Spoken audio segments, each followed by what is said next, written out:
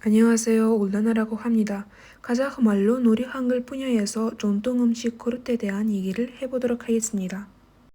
1937 жылы Қазақстанның Ақмола аймағында халық жауының әйелдеріне арналған Алжир лагері салынады.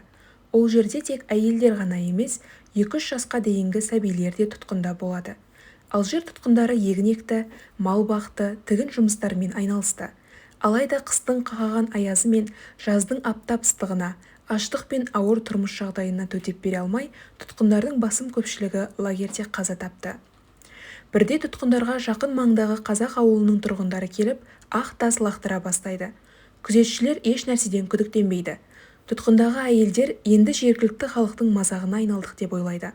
Бір күні қатты шаршаған бір әйел басы айналып тастар жатқан жерге талып құлайды. Кенеттен ол ірімшіктің иісінен көзін ашып оянады. Қазақтар лақтырып жүрген ақ тастардан сүттің иісі аңқып жатқанын сезген әйел қатты таңғалады. Түрмедегі қазақ әйелдері бұл тас емес, ірімшіктен күнге қақталып жасалған құрт дейді. Осылайша Алжирдегі әйелдердің біразы құртты азық етіп аман қалған деседі. Жазықсыз тұтқындарды ажалдан құтқарған бұл асыл тас қазақ халқының ұлттық тағамдарының бірі құрт еді. Құрт жасау үшін сүтті ұйытып, қатық жасайды. Оны қайнатып, сары суын ағызғанда сүзбе шығады. Сүзбеге тұз қосып араластырады да қолмен әртүрлі пішін береді. Сосын таза матаның үстіне немесе тақтайға қойып, күн көзіне бірнеше күн кептіреді. Дайын болған құртты бірнеше жыл сақтауға болады.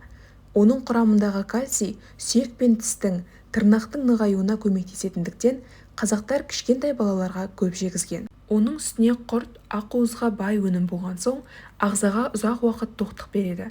Сондықтан көшпелі өмір салтын ұстанған қазақ халқы үшін құрт жолға алып шығуға қолайлы әрі құнарлы азық болған. Құрт құрамындағы сүт қышқылы ас қорытуды жеңілдетіп, асқазан ішек жолдарының жұмысын жақсартады. Бүгінде құртты Орталық Азияның басқа да елдерінен кездестіруге болады.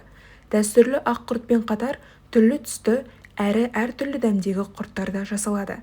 Мұндай ерекше құрттар қазақ жастары арасында мерекелік сыйлық ретінде танымал.